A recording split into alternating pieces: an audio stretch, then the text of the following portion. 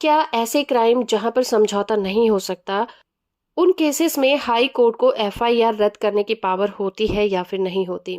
आज हम बात करेंगे हिमाचल प्रदेश हाई कोर्ट के एक जजमेंट के बारे में।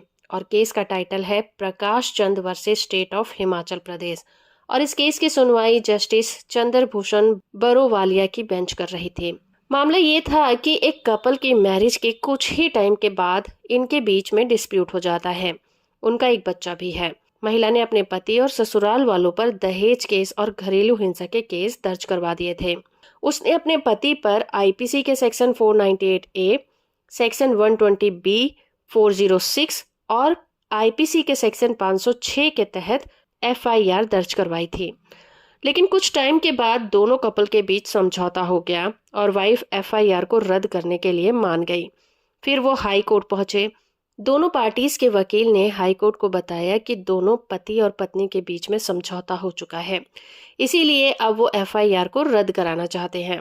हाई कोर्ट ने जितेंद्र रघुवंशी वर्सेस बबीता रघुवंशी केस में आए हुए हाई कोर्ट ने जितेंद्र रघुवंशी वर्सेस बबीता रघुवंशी केस में आए हुए फैसले पर भरोसा जताया।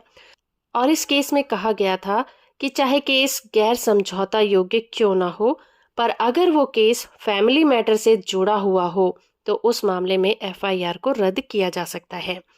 यानी कि फैमिली कोर्ट से जुड़े डिस्प्यूट में अगर कोई क्राइम गैर समझौता योग्य हो तो वहां पर भी एफआईआर को रद्द कराया जा सकता है। सेक्शन 320 कोर्ट को एफआईआर को रद्द करने से नहीं रोकेगी। और हाई कोर्ट ने कहा कि दोनों पार्टीज ने समझौता कर लिया है और सजा की संभावना भी बहुत कम है, इसीलिए केस को कंटिन्यू रखना कोर्ट का टाइम वेस्ट करना होगा और इससे कोई फायदा नहीं होगा।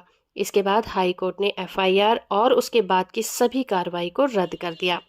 होप फ्रेंड कि ये वीडियो आपको इन्फॉर्मेटिव लगा होगा। वीडियो को लाइक और चैनल को सब्सक्राइब करना बिल्कुल मत भूलिएगा।